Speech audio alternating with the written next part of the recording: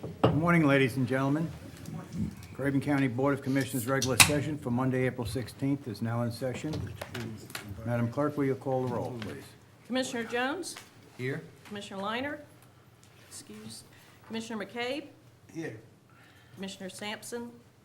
Here. Commissioner Tyson? Here. Vice Chair Stacy? Here. Chairman Martin? Here.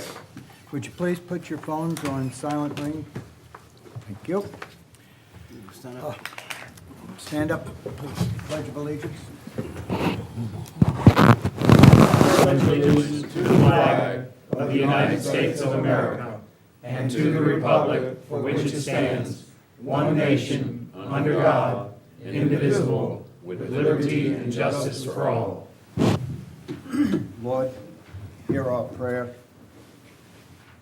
Please watch over all the service people that are in harm's way.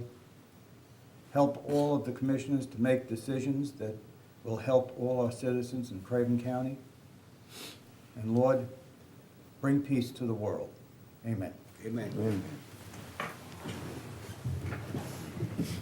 First on the agenda, I need approval, but what I would like to ask is that we forego the commissioners' reports as we have a work session that's going to be quite lengthy.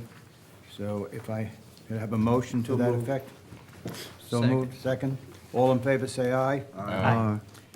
Next is the consent agenda, which consists of the minutes of April 2nd, tax releases and refunds, budget amendment for HCCBG, Senior Companion, Child Abuse Prevention Month proclamation. Mr. Chairman, I move that we adopt the consent agenda. Second. Roll call vote, please. Okay. Commissioner Jones? Yes. Commissioner McCabe? Yes. Commissioner Sampson? Yes. Commissioner Tyson? Yes. Vice Chair Stacy? Yes. Chairman Martin? Yes. We have a report from the Adult Care Home Advisory Committee. Nancy Berzier.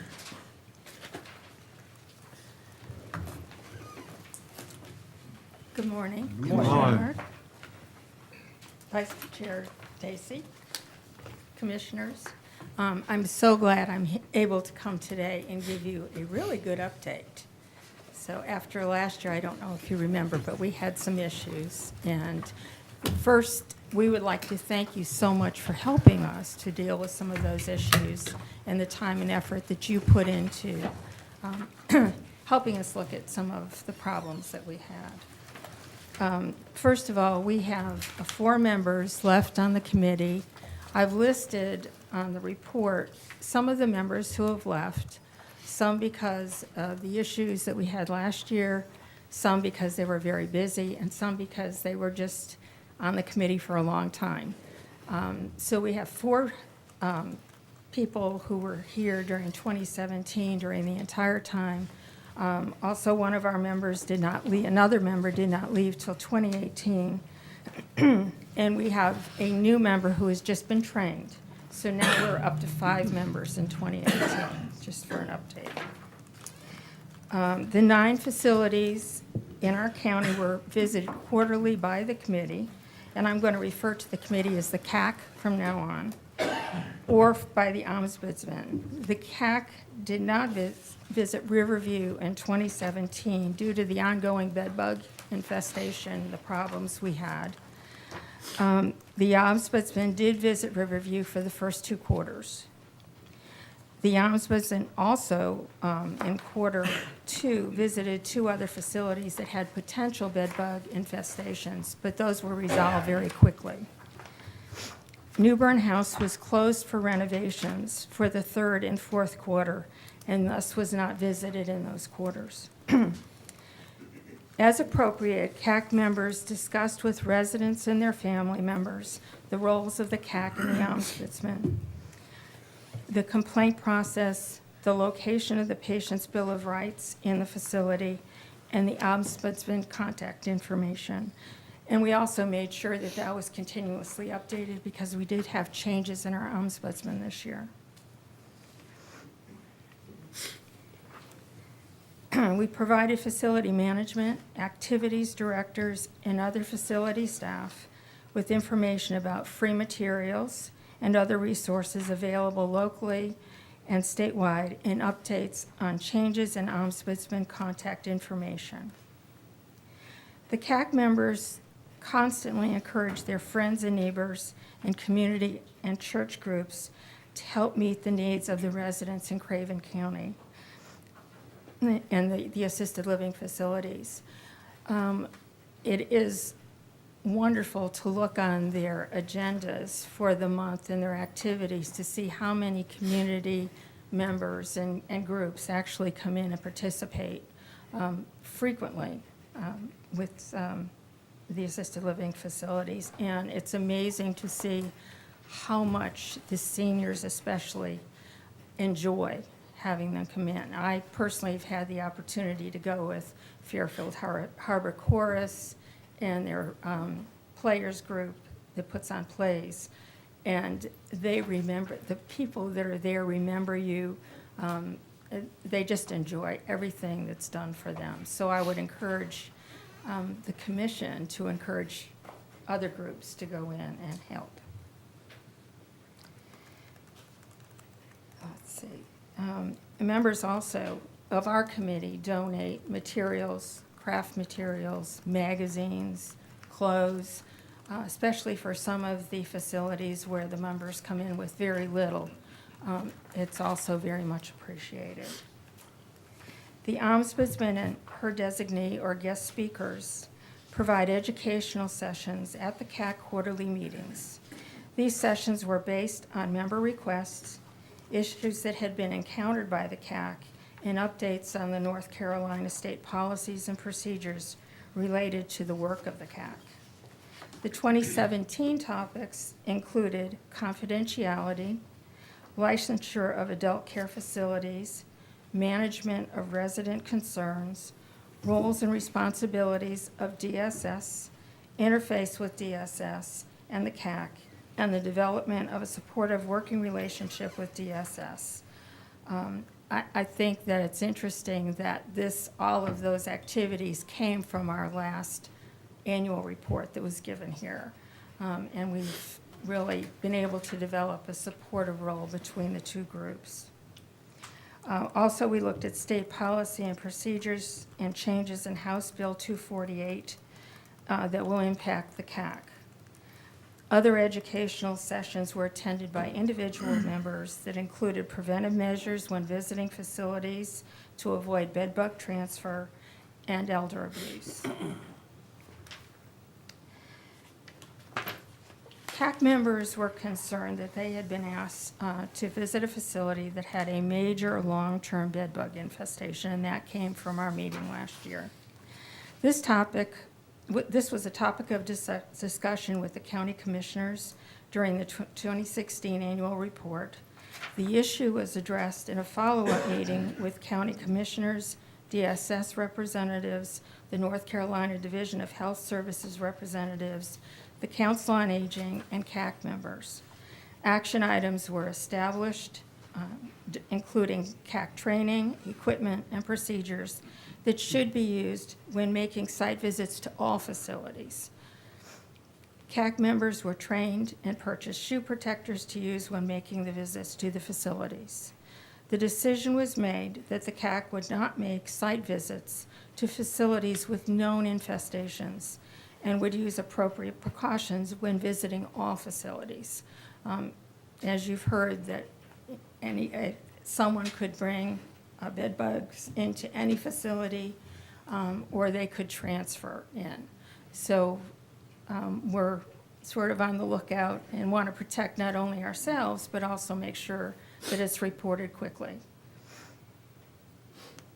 I'd like to summarize the strengths and weaknesses of the facilities in the county, and I'd really like to point out that most of them are strengths. All the facilities strive to provide a clean, safe, and caring home for their residents. Most have residents and or family councils to facilitate sharing of suggestions, complaints, and possible solutions. Most facilities are well-maintained, try to provide a home-like environment, have menus with a variety of food choices, and offer many resident activities if the resident chooses to participate. Court Courtyard Memory Care Unit, which reopened March of 2016, seems to be doing very well. Residents are provided supervised activities and encouraged by staff to be active participants if possible. Newbern House has been closed for the last 2 quarters of 2017 for renovations and actually has opened as the Garden of Trent early this year as a memory unit. We will be starting to visit this quarter. So we went in just to take a tour at one point. It's a lovely facility, and we will be visiting actually this quarter. In 2016, Brookdale had some issues with staffing and turnover of management. These issues seem to have been resolved with new management, and there is an evident focus on meeting the needs of the residents. Good Shepherd has been making great strides to renovate the common areas, the dining room, activity room, and bathrooms. And this continues into this year. We were really pleased when we went in the first quarter. There are many changes taking place. Safety and cleanliness has improved over the year, although the dining room sanitary rating needs to improve, and we discussed that with the manager. The resident wing has been under renovation and has recently opened at the end of this past year, and they're starting to bring residents into those rooms. Riverview did receive a notice of revocation of license on September 21st, 2017 because of the bed bug infestation and other issues, and they are presently in the appeal process. I'm not sure exactly right now where they are. We have not visited all of last year. Again, the CAC appreciates the county commissioners for the focus and work toward resolution of the infestation issues we addressed in the 2016 report. This issue continues to be addressed and has improved. CAC members are pleased they are able to bring, that we were able to bring attention to these issues. As I had said earlier, several CAC members resigned due to a variety of personal reasons, including the infestation issue. At the end of 2017, the CAC had only 4 members who have volunteered or other members have volunteered additional time to fulfill the site visits of the CAC. 1 new member has been recruited and trained and will begin today. So when I leave here, I go over to Good Shepherd. Our goal is to recruit at a minimum 3 to 4 new members. And thank you all again for your help. Thank you, Nancy, for your report. Your committee, I believe, is allowed 9 members, if I'm not mistaken? 9 to 11. 9 to 11, okay. So right now, currently you have 5. We have 5. We do have 1 more application, but that person hasn't been trained or approved. Okay. Do any of the commissioners have some questions they'd like to ask? I do. Commissioner Sampson? I know, so, you say, the meals, do the seniors out there, do they get the meals on time? And I know sometimes that the people who work there will take the meals and will leave them in the room, and sometimes patients are not able to get their own meals, and sometimes they'll leave them there, then sometimes they'll come back and get them. Some patients don't even get the meal. Because a lot of those people in there is sort of handicapped too. We are not allowed to go into the dining rooms to visit people during their lunch hours or their breakfast, because that's their private time. So I can't really speak to that because we usually go after breakfast, so we're not interfering with their meals. But maybe one day we'll go in a little early and check it out. So I'm saying, sometimes they'll take them to the room and leave them to the room, and sometimes the patient's not able to get them. Yeah, I'll check on that. I have not seen any trays left in the rooms when we go in. And also, on some of the entries, like you go in the yards to go to the home, sometimes the yards are not well kept also. You see bushes all around the facility. And, that need to be, look decent anyway. Yeah, And the grounds, the grounds need to be, some of the facilities, the ground need cleaning up. But I think y'all done a magnificent job also, but that's some things I wanted to point out. 'Cause Okay. At one time, any of us could be in some of these homes. And I'm concerned about the entire community, and I'm sure you all are also, and you need these things spelled out to you so you know what to look for when you go there. yeah. And I'm more pleased because the inside has been cleaned up. They've had some accidents of freezing and pipes freezing and water, so they've sort of had to do some of these things. But what they're doing looks very nice. And it Alright. seems, the cleanliness has improved in the whole facility. Because I've been out to the home, I saw a group out there, and they was out there having a good time, and singing and enjoying each other, playing bingo. So some of them is well kept, and some of them is not so well kept. And also, seem like some of the places employment is not up to date. Like, say for instance, you put in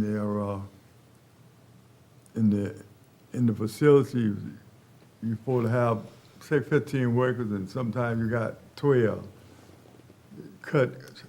If you don't have 12 workers, you're supposed to have 15, then somebody gonna go lacking. And I think overall, we need to look at that, see that the employment at the facility is upkept, so that the people that need to be there to take care of the people can be taken care of. And instead of sometimes people supposed to get the meal in the morning, breakfast, sometimes after 12 o'clock when they get the meal. So, What we were able to see was the rating from the health department, and that's what we were concerned about, so, but again, it's getting better. And what I did notice, and it was in this year, it was this last quarter when we went in to visit, they had several other new administrative people there that were working on recruitment and working on the issues within the facility, and were very positive. So, I asked the question about staffing with new patients coming into the new wing, and they said that they had increased their staffing because of the wing. that sounds good. Yeah, We need to each of us need to help look out for each other. That's why I go around and visit some of the homes and see some of the things that's going on in the home, because on a monthly visit, you can't see everything, because I notice people when they might find out that y'all are coming, they kind of spruce up a little bit. And that's why you need help also with people visiting.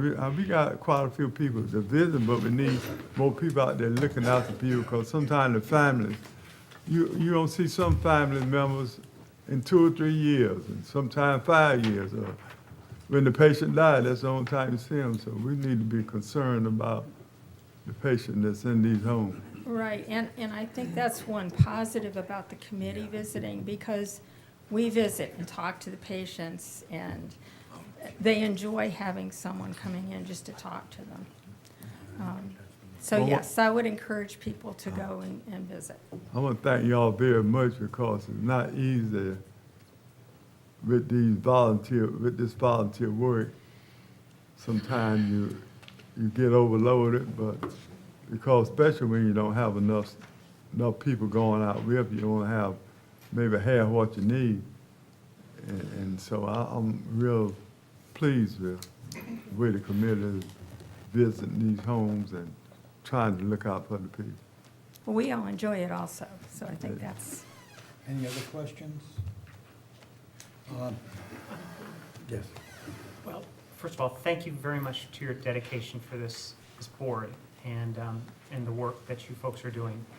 I wondered if there was, and forgive me for not knowing the answer to this, But I wondered, in the interest of transparency and making certain that the public is aware of the findings that you folks have been able to come upon, is there any sort of resource that people that might be considering, placing a family member in a facility, that they can go to and find out the information that you've presented to us here on an active basis? On the state website. So there the state is- website Mhm. does update this? And- Yes. And do we have a link at all at the county level that would bring somebody to the state website? I'm just wondering, how do we make certain that it's a user-friendly experience? And if you'd like the ombudsman to Yeah. come up, that'd be great. Thank you. Yeah, the Council on Aging on their website actually does have a link Okay. for people, and there is a star rating. We do encourage everyone, though, to go out and visit. That's the best way to see a facility. And to go without getting just go. Yeah. And they do not know we're coming when we come out to visit. We do not have a schedule. So they don't know that we're going to be there. And I'm Angela Pridgeon, the Ombudsman. Our CAC, Community Advisory Committee quarterly reports, they are public record. The committee keeps a copy, I keep a copy in my office, so that is available for the actual volunteer reports for the public if they're interested. We have on the DHSR website, you can go to that website and look under the adult care home star rating. And it's a long website, so I always, of course, do a Google search with the North Carolina State star rating, but we do have it in our website, which is the ECCOG.org, our website. We do have a link to that. But you can go in and get the star rating for each facility to see what they are currently rating. And usually the top is 105.5, and then we have some facilities that are in the negative. So you can look and get information about what they are, what penalties they may have seen or had, what their surveys have been. It gives you a lot of information. They're updating and working on that website to improve it, to make it more accessible to the public and more information. And then your nursing homes as well. That's on the Medicare.gov. You can go in and look at the same thing for the nursing homes. So that is available, and you can contact our office for any information. And if you do have family members that want that information, we can provide as much as they can to make them or help them make a good, informed decision about placement. Not ever having to make that search myself. Yes. Do we feel as though that it's adequate, or is there anything that we can be doing as a county to help promote a better knowledge and understanding of the facilities that we have here? Or is that enough? I mean, right now, it's pretty adequate, but you can certainly, call our office, because Yeah. I can give you, of course, your information about what's online, but then I can also give you my own experience, what I've experienced with complaints that I've received, working with management. I can't give you my opinion, but I can give you as much factual information as possible. You know, what type of insurance the facilities take, if they've got smoking, if they provide respite. We can give that, and we're updating our website to include all those informations too. So we're making it as user-friendly as possible. Thank you. Angela, the one thing that I'm concerned with is the number of people that you have on that unit. We made a change in how it was handled about 4 months ago, the state did. Yes. How do you go about going after people at this point? I think it's still the same as it's usually been, with word of mouth, trying to get information or articles in the paper, looking for volunteers, any recruitment you guys can do. Anybody that's interested in serving on our volunteer program, we are open and willing to speak with them about it. So. And the reason I say I'm concerned is because 5 people in a number of areas Yes. that you've got to cover, it's a little difficult to come up with a quorum all the time. Yes, it is, absolutely. So we're trying to put, every meeting that we speak to, we're trying to, whatever county we're in, we're trying to push increase in volunteers. Our Regional Aging Advisory Committee, Senior Tar Heel Legislator Committees, any groups that we go out, we're requesting additional volunteers, putting it on our website, trying to seek as many people that are interested. The home that we had problem with, Riverview, their license has been revoked, I guess. Yeah, they did receive a revocation of their license, and I'm not sure, I contacted DSS, and it's still kind of in limbo right now, they're not sure. Well, They that's don't what have I a was specific concerned time frame. about, because that's close to a year ago now. Right, right. And, They had to it's- go through an appeal process. The company was appealing, but they are looking at selling the company, and so everything, we're not quite sure where everything is at right now. It's still How waiting many- on How the many state patients office. are there at this point? I believe there's 30 residents still left in the building. 30 residents? Mm-hmm. And no one, are we visiting Riverview? I'm visiting. You're visiting? And they cannot admit any new patients. Okay. Thank you very much. Mr. and thank you. Chairman, Yes. I just, I have my grandson here with me this morning. He's Apostle Bryant. And I think, if you could get more religious leaders involved in trying to help visit these homes, I think that would be a plus. Even help these people out, because they have more resources than we True. have. So Very, very good point. we would like to try to get someone to work on getting the churches to come out and visit the people. Because a lot of people belong to the churches, and they need to be reminded that they need to look out for the people that's not coming to church too. Absolutely. Well, I want to thank you both. That's our grandson there. Thank you. Thank you. Next on the agenda is Craven Community Child Protection Team, Sandra Cocoon. Did I pronounce that right? Good morning, Commissioners. Hope you're all doing well today. Good. Sandra and I co-chair the Community Child Protection Team and the Child Fatality Prevention Team. So we're here today to present to you the team's annual report for 2017 that was sent up to the state. And if you have any questions, try to answer them. So I do a lot of the statistical slides. I'll try to get through these. This actually is just that quotes the state statute that mandates an annual report to you. This is our membership, and based on state statute, the first 10 members on both the Community Child Protection Team and the Fatality Prevention Team represent the same discipline. So in Craven County, as in many counties, those two teams are combined. And these are also our members, at-large members. So, in 2017, we meet quarterly. So in 2017, we reviewed 8 neglect cases. We typically review two each meeting. And this is what it's come out to be. Again, substance use and mental health issues have been identified as the major gaps. Actually, in 3 of the cases we reviewed, substance use was a primary issue. 2, it was mental health only, and then 1 case was a combined substance use as well as mental health issues. There were 604 children assessed for abuse and neglect, and of those reports, 206 were found in need of protection. So they received either in-home services, foster care, or were sent to kinship care. And again, as last year, substance use was the leading contributory factor this year, and domestic violence being number 2.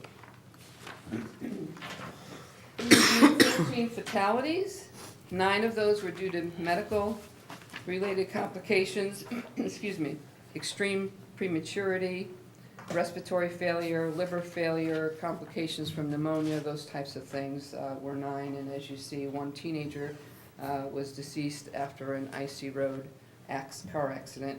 A 2-year-old drowned in a drainage pond.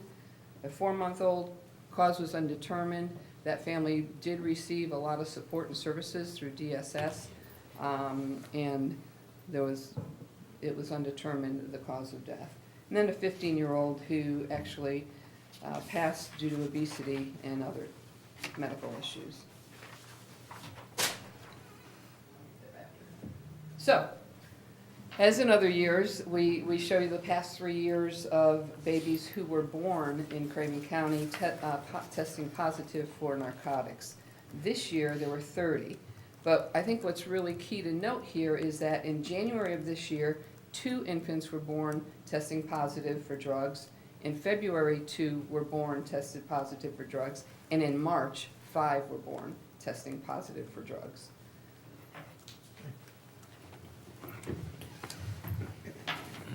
In 2017, as you see, 92 children were in custody of DSS, 28 left foster care in 2017. And there are 4 ways to leave foster care. One is to be reunited with your parents, guardianship granted to a kin or family member. They could have been adopted, or they aged out at 18. As of March, there were 79 children in custody, and an additional 4 who aged out. Now, when you age out of foster care, you can sign a voluntary, well, it used to be a voluntary placement agreement, but they've changed the name. You can sign an agreement that voluntarily keeps you into care, but there's a couple of stipulations. You have to remain in school or be actively employed.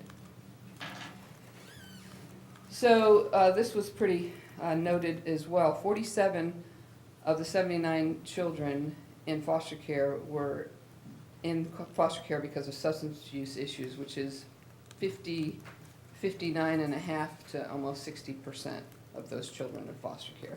I think that makes a huge statement. And then since January of 2018, there are 23 new children in foster care. Sandra? Good morning. Thank you for having us here. All those numbers sound daunting. There's a lot going on, a lot of things that still need to be worked on. But the good thing about Craven County and the support that we get is there are a lot of services available. Unfortunately, the community at large doesn't know about all of those services. But some of the services that are available are the Nurturing Parenting Program. And I want to say, too, these programs are evidence-based programs that have been tried and tested and have been found to be effective. The Nurturing Parenting being one of all of these. So we have Nurturing Parenting. It's a program for parents who are at risk of abusing their children, neglecting them, or who have already done that. So it's targeted specifically to them to help reduce that risk. Attachment behavioral catch-up. That we served 15 families last year. That is for infants 6 months to 2 years old who have experienced some form of trauma. It could have been a premature birth, could have been born a positive, or experienced some type of neglect. Helps the caregiver be able to bond with that child and help that child heal and form attachments and help with that brain development. Domestic violence groups, 9 men and 8 women, and those are perpetrators. So we're fortunate to have a facilitator who can work with both men and women who fit into that category and help with that, since domestic violence is the second leading cause of children being abused. Sparks, that is structured psychotherapy for adolescents experiencing responding to stress. So those are our youth who could be responding to any type of stress. It could be stress in the school system, stress in their home, some form of trauma. It's in a group setting or one-on-one. And we have a clinician who works with them. Women's Path to Recovery, that's a new program that started this past year, and that's specific to women. Women experience different needs than men when they're working through their recovery, and this is specific to meeting those needs, and 8 women were served through that program. Grief and Trauma Intervention is another new program that was started this past year, and that started out of Louisiana with children experiencing domestic violence in their homes, and then with the flooding and the hurricane that hit, it expanded. And that has now, we've been able to implement that here in Craven County, and that is for children who have experienced, it could be bullying in school, school violence, violence in the home, anything that addresses that grief and loss. It could be they experience seeing their parent murdered, or the domestic violence, or just a grief through losing a family member. We're able to work with those children through that program. The Youth Coach Celebrating Families, that was through the JCPC program. We administered that, and we had a youth coach who worked with 16 families helping youth develop skills to improve their interactions in their community and their behavior. Grandparents raising grandchildren, this is also exciting because 2.5 years ago, we started a grandparents group here in New Bern, and the word got out, and now that has expanded to Cove City. So we're excited about that. 13 grandparents and 13 children have been served just since October of last year. It's very well attended. Both of these groups meet monthly. So excited about that. Some of the achievements that we want to talk about. I skipped off. Achievements. These achievements could not have been done without community partners. All of these required more than DSS, more than mental health. It was other folks in the community, churches. Trillium helped. We've had the Community Coalition for Craven County Children, which is now the Collaborative. Just different groups have come together to actually make these things happen. The second annual Embrace Recovery Rally happened. We have probably over 500 people in attendance to that. And we are planning our third one. The grandparents group, again, expanded due to a church in Cove City stepping up and saying we want to be a part of this. 2 new traumas that we talked about already, the Women's Path to Recovery and the Grief Trauma Intervention. The Safe Sleep campaign, 15 pack and plays were given out. We received those pack and plays from the hospital, from the health department. Different groups are donating those pack and plays so we can make sure our kids are sleeping safely. The Child Abuse Prevention Month awareness activities. We're in the midst of Child Abuse Awareness this month, and we're getting ready to participate in the Festival of Fun.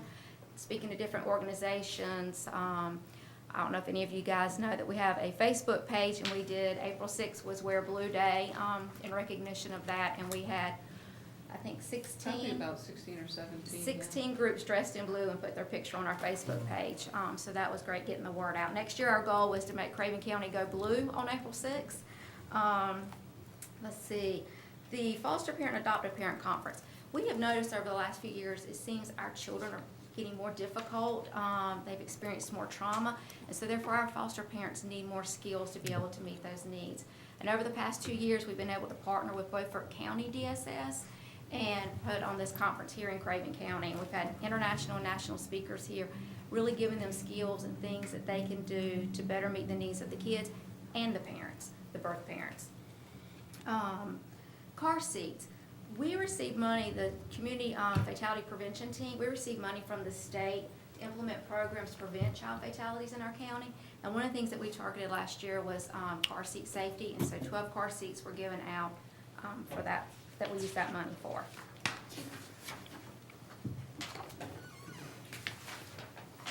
Thank you. That again is just some things, some more achievements. These are things that are offered through the Hope Family Resource Center, which is through DSS, the Nurturing Parenting Program, those trauma interventions we discussed. One things I'm really excited about is the Family Support Program. If you notice at the bottom of that, that is a program that works with families who are at risk of abusing their children. It could be we've got a report at DSS of neglect or abuse, but it didn't rise to the level of meeting the statute. They can refer them over to the Family Support Program. That is a voluntary program. We then reach out to that family and offer our support. It could be people just coming in saying, I'm in a crisis and I need help. There were 65 families served through that program last year, and that was a huge increase from the year before. And again, that's a voluntary program. We want to take the time, too, to thank you, commissioners, for all that you are doing. We've talked about substance use being the #1 factor, and that takes everybody to work on. And the county commissioners have, we appreciate everything you're doing to address the opioid epidemic in our community by having the forum, developing the opiate task force, and the financial support for the crisis beds that are being established over the next year. Also, I believe you're going to be proclaiming April's Child Abuse Prevention Month today, and for your continued funding of support for DSS and our child welfare initiatives. There's still work to be done. There's still barriers to child safety, things that we'll always need to be working on. Transportation continues to be an issue in our community. CARTS is wonderful, but they don't work after 5. And so a lot of our programs are offered in the evening, and therefore those who don't have transportation, it's a barrier for them to be able to get to some of these programs. Housing continues to be an issue. People having to couch surf, which puts our kids at risk of co-sleeping, or being in homes with people they don't know puts them at risk of other types of abuse. We have a limited number of child psychiatrists in our community. The lack of long-term substance use treatment options, which I hear may be something happening with that. And then the availability of funding for non-Medicaid and private insurance. Still, a lot of our parents who, children enter foster care, do not have access to services. They lose their Medicaid. There's very few providers in our community who offer treatment services that take Medicaid. So that continues to be a barrier to child safety. Finally, our recommendations from the child protection team is that we ask that you fund or consider funding a case manager or jail navigator position to continue to support the county opioid crisis. Continue to advocate for quality, accessible, affordable mental health and substance use services through collaboration with Trillium Health Resources. The recruitment of additional mental health and psychiatrist providers who will accept Medicaid. Fund additional substance use treatment options, including a inpatient and detox center in our own community. And continue to approve sufficient funding to the Department of Social Services to enable the provision of quality child protective services to support our families. And that's it. Thank you. And y'all have any questions for us? Do any of the commissioners have some questions? Yes. Oh, Commissioner bless Sampson. Barbara. Thanking all. We have kids that's being born when the parent is on drugs.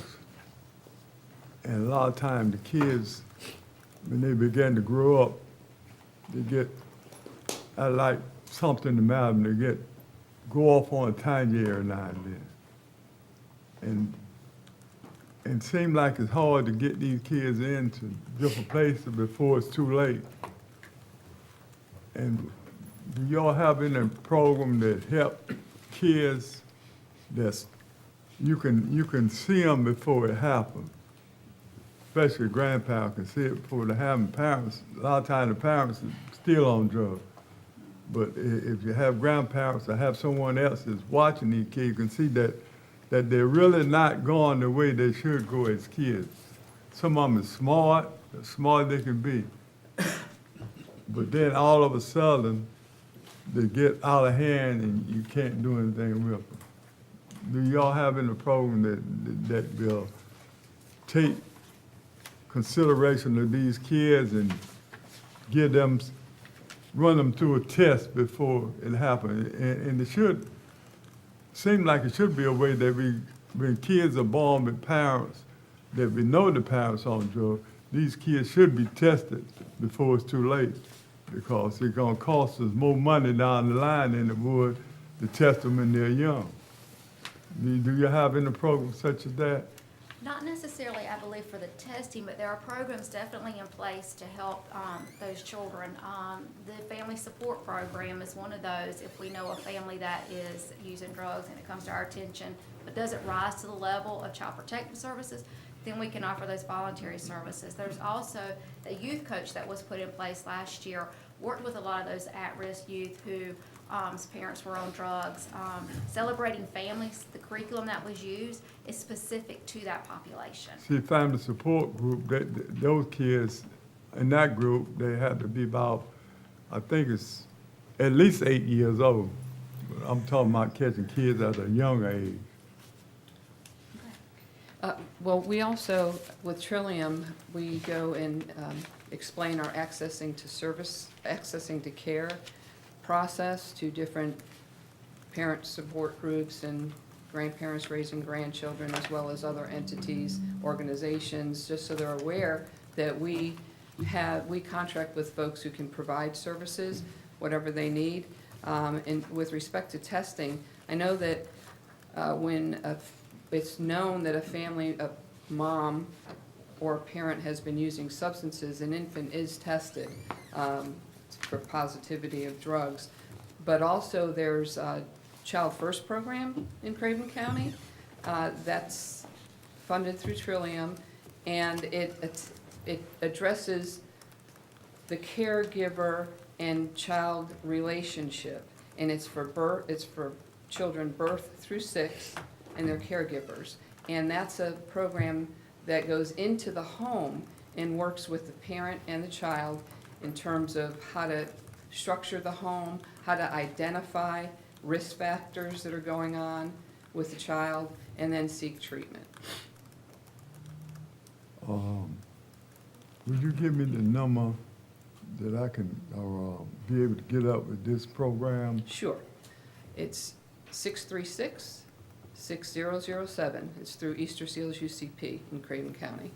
Say that name again. Easter Seals Seals. UCP. Easter CPC, UPC. UPC. UCP.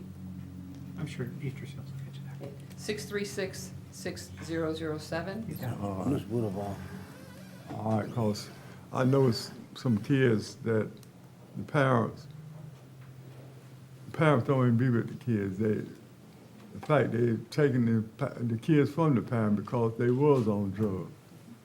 But then when the kid be taken from the parent, a lot of times he don't get the support that he needs, that he can maintain, get all the help he needs. And we need to be aware, because I see so much money being spent after the fact rather than before the fact. But it's a job, there's no doubts about it. All of us need to work on this together, because we're helping each other to save taxpayers' money. Mr. Chair. We thank y'all very much for what you do. Commissioner Jones. Thank you, Mr. Chairman. Several questions for you this morning, no particular order, but this past weekend, as I was out and about there in the community, I saw a family, some children that had been taken away from their parents, and I saw that they had been reunited. What is the process that you go through in determining that that parent now is, I hate to use the word, but fit to be reunited with their child or children? Once children enter foster care, the court system is involved, so everything is, the court has complete oversight as far as making all those decisions. But when the parents come in, they have a social worker assigned to them. The case plan is developed based on what those needs are, whatever brought those kids into care. And the social worker works very closely with them to resolve those issues. So they have to, let's say if they're testing positive for drugs, if that's the issue, they have to have have gotten some type of treatment, be able to test clean, no drugs in their system.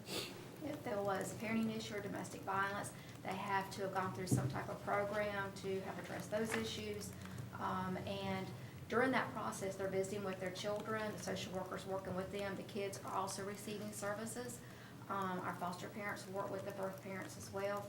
And there is court oversight at least every 6 months, typically more often than that. We're reporting to the court what the progress is.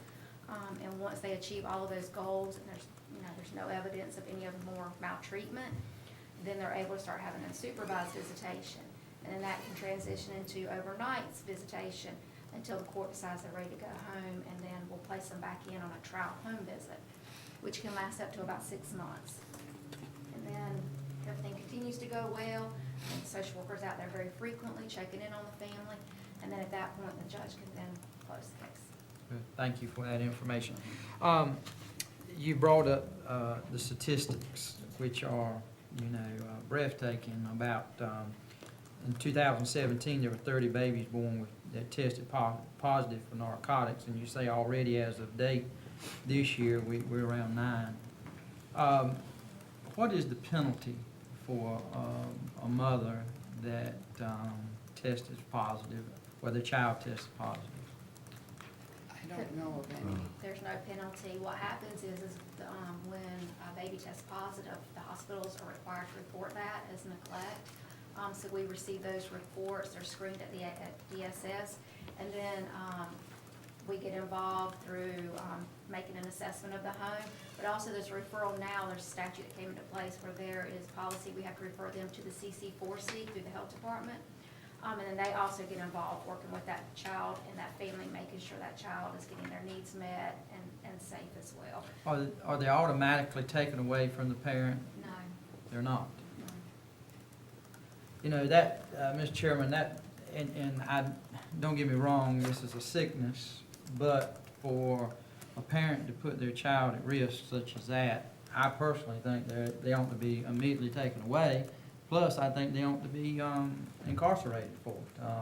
I don't know, Vice Chairman Dacey, how that goes about attempting to get that done, but I think that's something that we as a Board of Commissioners, if we're going to advocate to try to work on the opioid drug crisis we've got in Craven County, I think folks have got to stand accountable. I mean, especially for a parent to do that to their child, and I didn't know that they wouldn't be taken away immediately from them.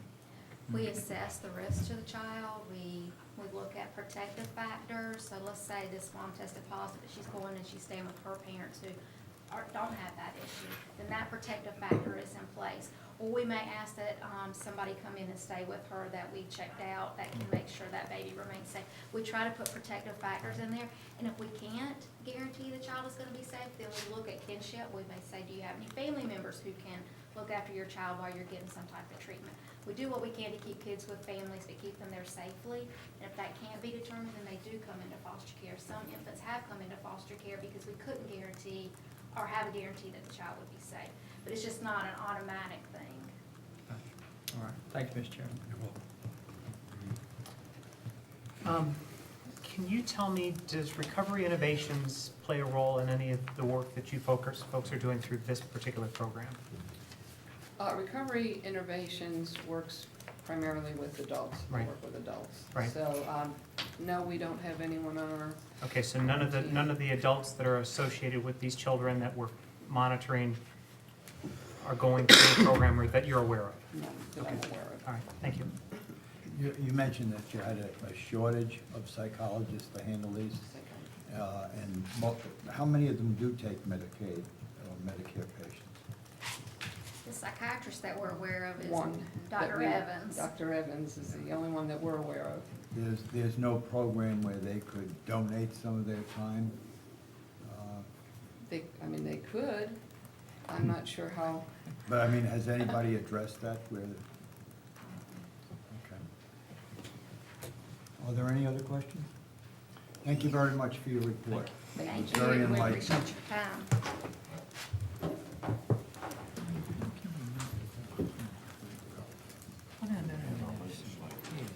Department matters, planning subdivision for approval.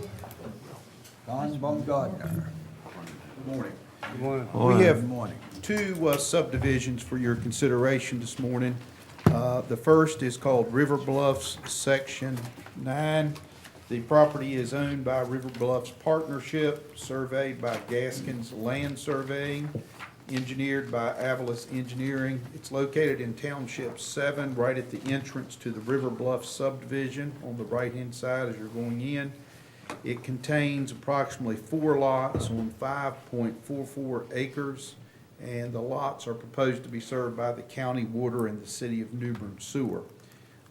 In order to move forward with the recordation of this map, a vote would be needed to approve the subdivision.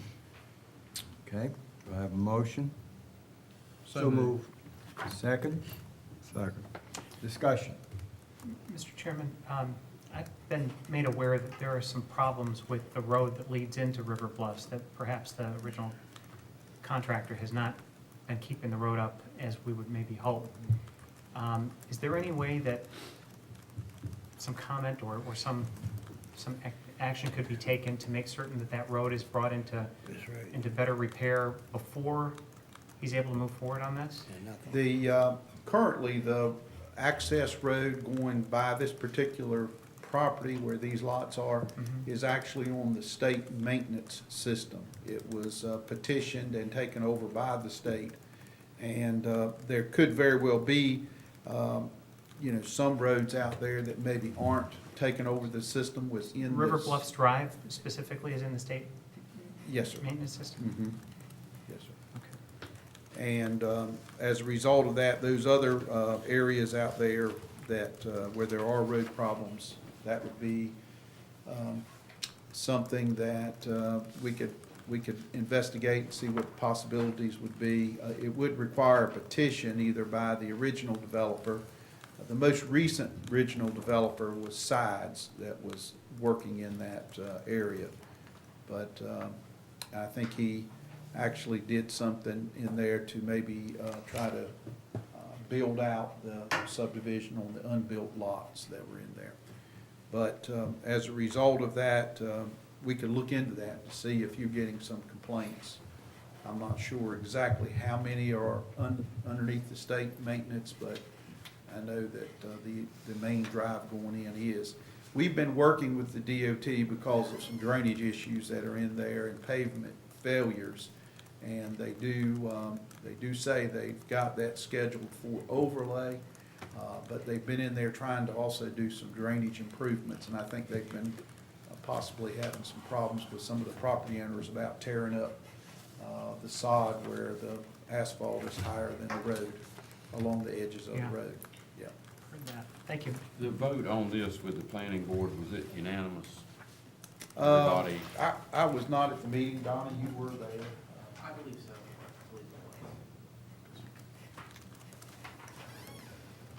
Okay. Any other questions? We have a motion, a second. We have a vote to approve the subdivision. All of those in favor say aye. Aye. Those not in favor say nay. Ayes have it. All right. The next subdivision is going to be presented by Donnie Lavelle. I need to leave the room because I have a conflict of interest. My brother-in-law actually has a portion of ownership in this development, so, thank you.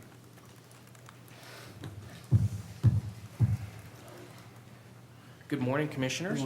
Morning. The next subdivision we have up is Croatan Crossing, Section 1, Phase 3.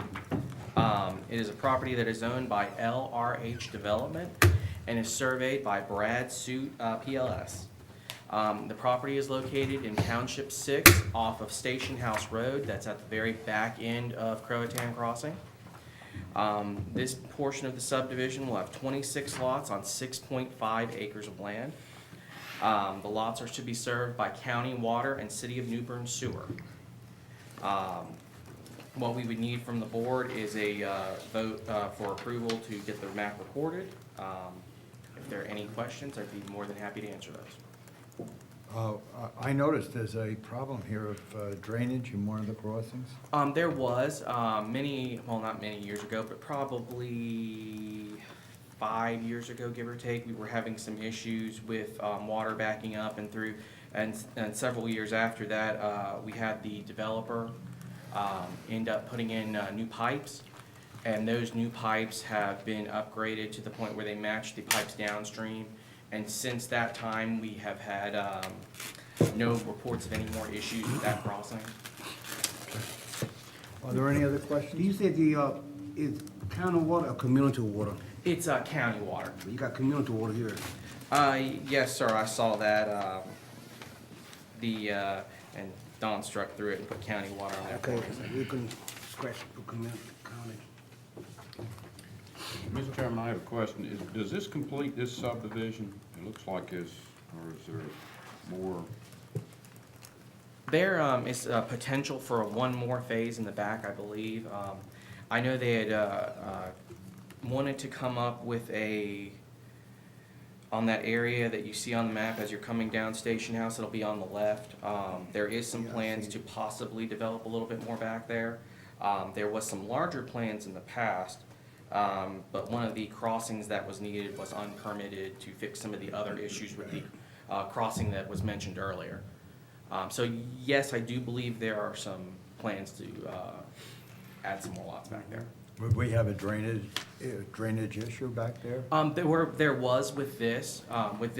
One of the issues that needed to be resolved was, let's see how to describe this. So when they had the pipes put in, they had to do some other remediation of some of the blue line crossings that were in the other section that's not in this particular section.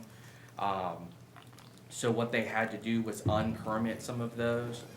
That was part of their remediation, fix some stuff back the way it was naturally, to get those crossings put in and all, and that kind of stuff. Do I have a motion? So move. Second? Second. All those in favor Mr. say Chairman, aye. I have one more One question more, if I could. go ahead. Was this also unanimous with the planning board, the vote on approval of this subdivision? I believe it was. I believe it was, but I'm not 100% certain. Mr. Chairman, if I may, Commissioner Tyson and myself, some years ago, when you had the drainage problem, we were out there with these residents, and I don't know if you remember, but maybe before you came on, Mr. Chairman, the other time when I served prior, but it was backing water up on folks there on Catfish Lake Road. I do have some concerns about this subdivision, you know, if they're still continuing to put, the more homes gonna go in there, you know, and Commissioner Tyson can answer this question, because I don't know the area like he does, but I mean, we got the map in front of us, is it gonna continue to, is anything in here gonna back up water on even more people Well, there, or? You know, I remember looking at some drainage maps. Donnie, let me let you come over here and look at this, and there was some kind of strange, the way the water ran here. I don't know if it all sheet flowed back through that subdivision, but it seemed like that was some of the original issue. This is right here. The way I understand it was the Everything- drainage came through here, Right. came back through here. In fact, some of those crossings that I was talking about having to be unpermitted were in this area right over here. And I think right here somewhere. So the thing comes this way, drainage comes out like that. And then there was drainage backing up in these properties trying to get this way as well. That's probably what you remember with all that water back there and all that water getting hung up. But since those pipes have been upgraded, we haven't had any issues reported with those. And I imagine if there were issues going on, the people were very active in reporting when there was problems. They would have told What us. kind about of it. condition are those roads in? Has the main road been taken over? I know the new road here wouldn't, but has the main road been taken over I by the believe state? part of Station House has been taken over. I'm not entirely sure, but I do believe that part of it has. And the people, when you do these subdivisions, notifications sent out to all the people in the area, not just in the subdivision, but in, like on Catfish Lake Road? No, sir. There are no kinds of requirements for notices to be sent out. The only notices we have to put out are for the agendas. Since the meeting is held in the same room every month, we just send out the agenda to people that are interested in coming to the meetings typically. If we have to have a special meeting, we have to place that. And since there are normally recurring meetings, those meetings are listed on the website.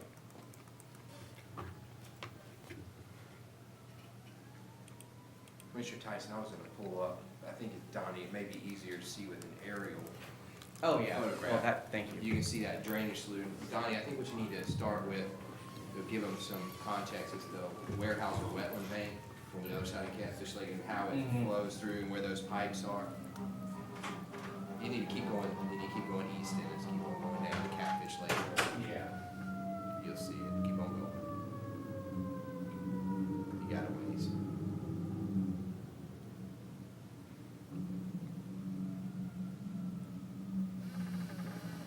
Keep on.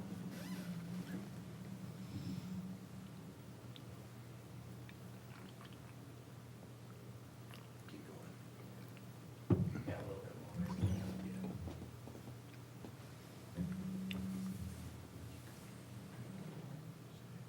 There you go. Keep going down a little bit more. You've got Station House right there at the very top of the top left. Put your aerial in right there. Okay, there you go. You want me to walk them through it, Donnie? Sure, yeah. Okay. I spent a lot of time over the years, guys, I'm sorry that this was somewhat of a passion of mine, let me just make sure I can hear it. So what you got Catfish Lake Road here, this is the Station House subdivision, this is where the triplexes are, commissioners approved a couple years ago. You have a warehouse or wetland bank in here, warehouse or mitigated some wetlands and developed a bank adjacent to Croatan Forest. So you've got a pipe, well, this is where Commissioner Jones, you probably saw some of that flooding when you went in along here. What we also saw was some significant flooding in this area and this area where that water wasn't allowed to go through and flow from the wetland bank out the natural path of transgression, which would be through here. What came to be seen, I think this is what Donnie's talking about, is you had some undersized pipes there. They didn't match the size of the pipes either here or here. So when the developer went in after we met a couple years ago and upsized those pipes, almost all of that drainage problem has gone away. But your intent is what happens when you continue to add more drainage into that pipe? Is that pipe still the right size? And I think that may be the question you wanna explore a little bit further. Because as you go this way, you're going toward the natural drainage out past Tebow Road, where there's also some flooding we've addressed over the years. And then Mr. Sampson, there was a church that came in on the backside back there that's flooded, and that goes into some beaver issues on that side where it drains into Bryce's Creek. So your biggest concern would be, are those pipes sized for the additional development? My remembrance is they are, but I think that's an important question you may want to find out. Those pipes are the same size that are at Tebow Road.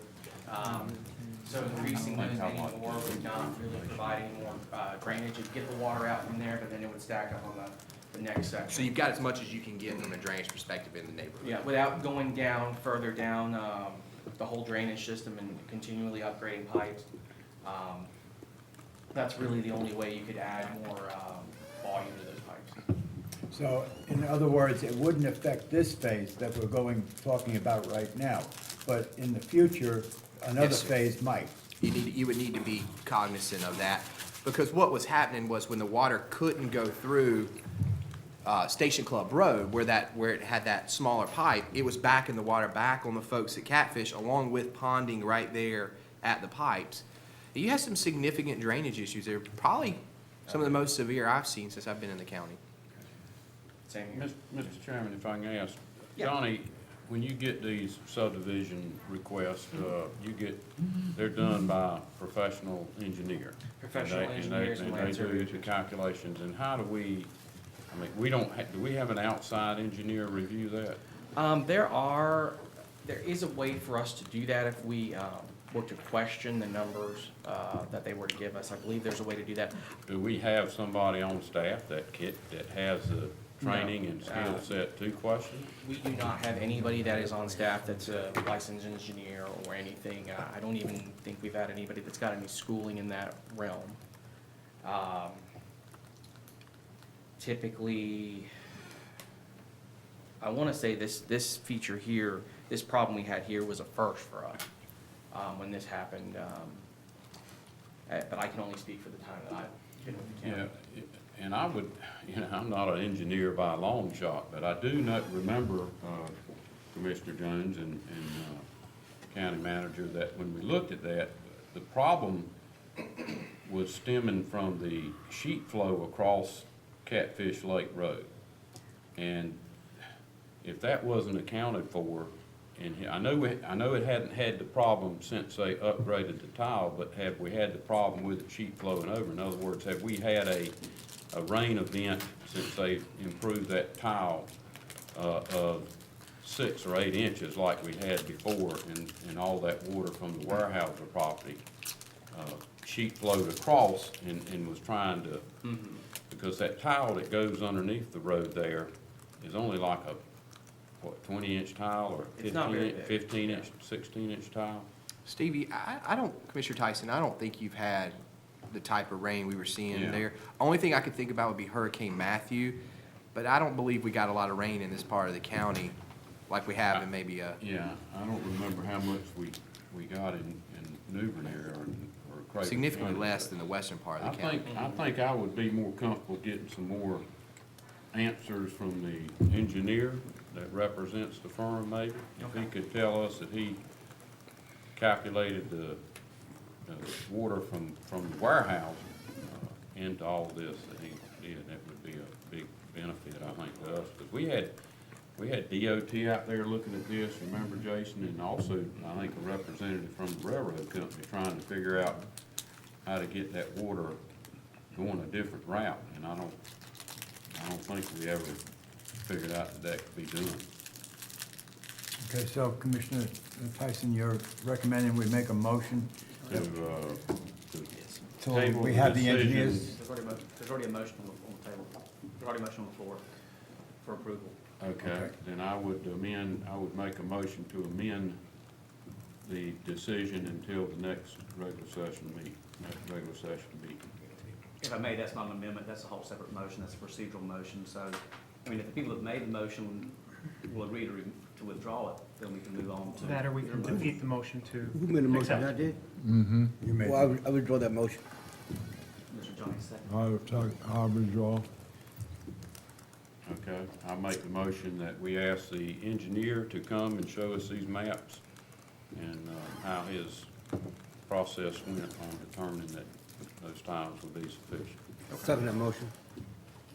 All those, Mr. Chairman, and if I may, there is, and I don't recall off the top of my head in the ordinance, no action by this board after a certain amount of time is approval. So we would need, I'm not sure, it's 30 days, 6 days, I can't recall what it Yeah, is. Yeah, I was So we gonna- would need to move this along fast so that we don't accidentally approve it by inaction.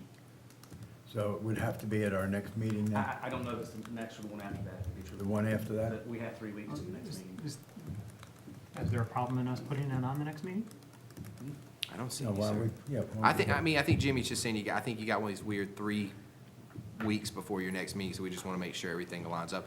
I believe it's 60 days, Donnie. 60 or 90 days. So I think you're in the window. Yeah. I think you're good. Okay.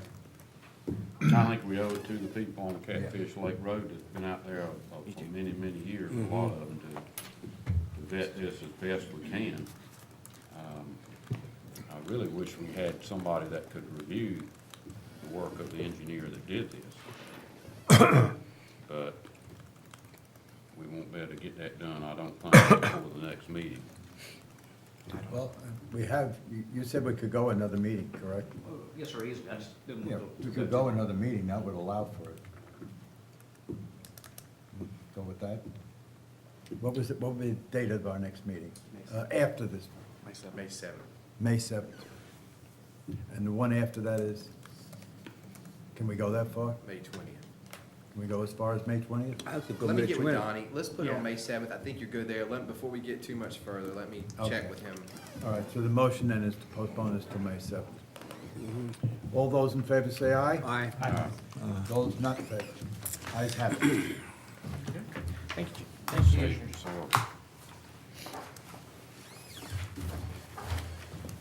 Finance budget amendment. Good morning, Commissioners. Good morning. I have on the agenda for you this morning a budget amendment for health benefits out of the self-insurance fund. Health benefit claims year-to-date are running 21% ahead of budget and 25% ahead of last year's actuals through the end of March. It is projected that additional funds of $625,000 will be needed to cover claims through the remainder of the fiscal year. Funding for this will come entirely from the self-insurance fund and will consist of $175,000 in additional revenues collected over budgeted. The remaining $450,000 is needed to be requested from the fund balance of this fund. You know what's causing the claims to? Every year, it's different. It could be several individuals who are having a rough year, more so than the group as a whole. Last year, I would say, last year was a pretty good year. However, this year is not looking so great at the moment, but. And just to be clear, because I think I've had trouble with the wording there. I know the wording's right. This is not coming from your general fund balance. This is coming from the insurance fund balance, which does not affect the bottom line of the county. Okay. Just to be clear to the board, it's a self-insured fund. This is the funding within the program, Greg, just to. Correct. This is the premiums that are, the employees and employer contribute into this separate self-insurance fund, which are paying the claims. Do I have a motion? So move. Second? Second. Any questions? Mr. Chairman, I do have a question or two. How much do we have after this payment in the fund balance for the health? Currently, at the end of last fiscal year, this fund had a fund balance of $2.9 million. So as it It's stands. pretty healthy fund balance. Yeah, right now, we've been planning for this for several years. We look at the rates each time we go into budget and make adjustments to try to compensate for these bad years. And so we are currently doing that in the current budget process. We started the year off at $2.9 million in fund balance. And so this, I think we to balance, we started off the year appropriating about $150,000 to balance this fund, and so this will add an additional $450,000 to that. I'm trying to remember back, I don't remember making a amendment, or if we have, it's been rare, I think, to do this, is that?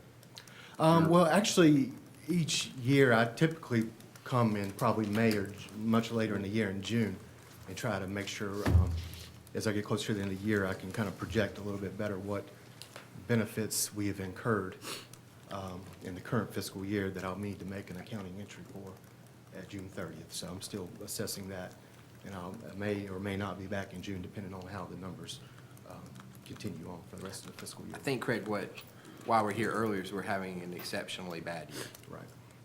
We're 21% over last year, the full year through March. Mr. Chairman, Yes. have you ever had one this bad before? In terms of total costs, Total yes, sir, cost. this is by far the highest This is high. claims year that. I think this is the worst year we've ever had, just checking with HR. Mr. Chairman, Yes. are we confident that the management structure that's in place is adequate to address these sorts of ebbs and flows like this? In my job outside of this job, I've got clients that have got self-insured operations as well, and they've got medical professionals that really help to make certain that the recipients of the health care through their programs are getting exactly the right type of health care, and that has brought down their costs significantly. Are we doing those sorts of things? Do we have management in place that is helping us make certain that we are driving the best cost for our system? Well, each year, I mean, part is our, we have a wellness program that's led by our HR department. And so they are continually doing things throughout the year to help make the county employees much healthier. There's I think a lose weight challenge going on right now. Certain things like that are being done. Let me see if Commissioner Dacey's going a different angle. Are you talking about from administration of the plan to make sure we're paying fair cost and Well, no, people are? Well, the overall, I mean, for example, one of my clients, as you folks know, I work for Indian tribes, tribal governments, not unlike counties. They have got a healthcare group that comes in and makes certain that the service, the health support that is being given to all the employees that are there and the tribal members, that they're getting the right care, and that has helped them draw down their expenses significantly. They make certain that they are having the physicians that have got the best possible way to attack the problem, that's the physician that meets with the patient first, rather than going to 3 or 4 different physicians, trying to identify what the issue is, driving up the costs. And that's how they've been able to control their self-insurance needs. And I'm just wondering, do we have those sorts of management activities in place?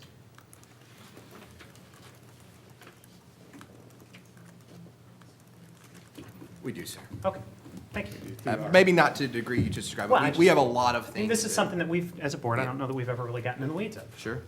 Okay, thank you. Through our third-party administrator. And that's where I was going. Also We have a third party who does a lot of claim management, and Amber could come up and share with you what she just shared with me if you like, but. I'm fine. Thank you. Mr. Chairman, Yes. if I may. Okay, with this predicament that we're in, there is a possibility that we may have to go up on our insurance rates, correct? I would think, sir, that is an absolute. Okay. And when you're talking about increasing them, it could be more considerable than prior years, or? I think this would be a considerable increase. And my response to that is, one of the things that I hear from employees in years past is always about our, even though I think we have a great insurance plan. If you were self-employed like myself, that, you would be very thankful for it. But I hear folks concerned about increased rates. And so I'm just throwing this out, do we need to start preparing our employees for this? Well, there's a flip side to that, and I think it's probably going to delve deep into our budget mind here, but I think when you try to balance your employee pay with benefit rising in cost, you try to, maybe if there's an opportunity to do a COLA, you try to justify that. Employee premiums are paid at 100%, so each employee should have no concern. It's only the ones who would then have spouse or family covers that would see an increase. And I think it's a luxury that we allow those folks to be on our plans, so certainly I understand their concern. But I think it's a balance, sir. We try to weigh that out in our decision-making. I would argue that our plan, from affordability standpoint, from a family or spouse coverage, is very much in line with neighboring counties and cities. And I hear the same things that you do about our plan, and quite frankly, a lot of the things we do are what control the cost to the plan. There are certain things that we don't pay for. We are grandfathered in. We did not have to make amends with the Affordable Care Act. We're sort of like a fossil now. We sort of stay the same forever, and once we decide not to be a fossil anymore, then we have to meet the mandates of that Affordable Care Act, which we have not done to this point. So there are some things that, of course, we don't do because of that. But from my standpoint, I'm a user, just like everybody here, and I see its pros and cons. I still think it's a benefit. I think getting out of the county structure and even going into industry, there is a constant increase in premiums going on for healthcare benefits.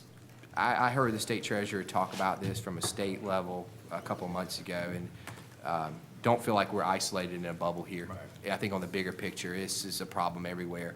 And as Craig said, I mean, you know, you have one or two really serious health concerns, and it skews the entire pool. And we've seen that happen. In terms of affordability, I would personally, I would say that it's a much more affordable plan than going out into some of the corporate structures out there where you're going to be paying 2 to 3 times. And we're able to do that because we manage it internally.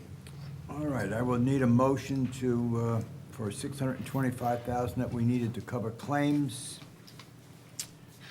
Have a motion? So moved. Second. All those, roll call vote on this. Commissioner Jones? Yes. Commissioner McCabe? Yes. Commissioner Sampson? Yes. Commissioner Tyson? Vice Chair Dacey? Yes. Chairman Martin? Yes. Thank you. Appointments. Adult Home Advisory Committee, we heard that we have a Linda M. Kopp that is going on, was approved by the Ombudsman.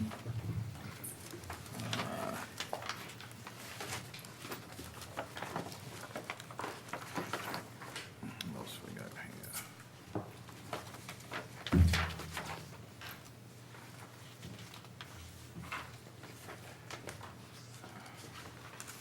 We have a Larry Edwards being appointed to the, all the way back on this one, Local Emergency Service Committee.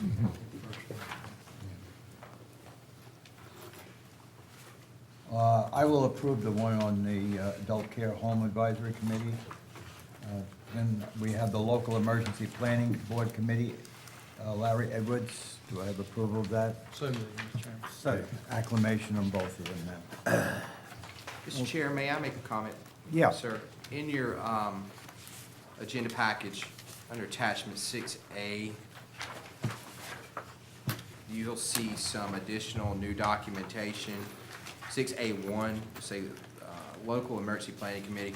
This is part of the new software package that the board approved last year for boards and agendas. Right. This will be sort of the methodology coming forward. As you flip through, you'll see the members of that committee, their terms. And we'll, of course, we're still working with this program. Yeah, that was a little confusing. It is. It's a little bit of change, but on the cover page, it'll tell you, there's, for instance, on this committee, 22 seats, the term leads 10 years, term Right. limit of 10 years, and then it gives you a little blurb about what the committee does. Yeah, actually, that's quite good. And there'll be some additional information that we'll start continuing to put in there. Okay.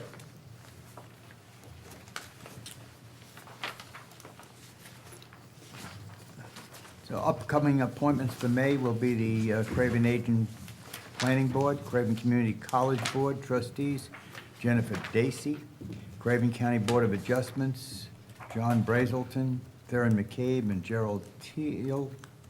And down east, RPO is Dred Mitchell, Emerging Medical Service Advisory Council, Jonathan Stevens and Tim Weatherington. and Nursing Home Advisory Council, Jessica Evans. That's all for next. County Attorney's Report.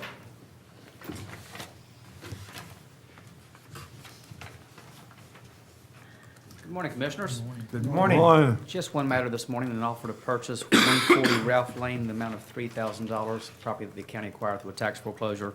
The amount that was due at the time of the foreclosure was $2,021.56. We recommend that the board begin the process and advertise for upset bids. So Okay. moved, Mr. Chairman. Second? Second. All those in favor say aye. Aye. Nays? The ayes have it. Mr. Chairman, that's all I have. Okay. County Manager's Report. Mr. Chairman, in lieu of the commissioners foregoing their reports, I will also, because I will be speaking a whole lot later, and certainly get my money's worth today somewhere else. Okay, the board will go into closed session. Request to go into closed session pursuant to NCGS 143-31811 to discuss personal issue. Take a 5-minute break. I'll second it. Second, yeah, you got it already.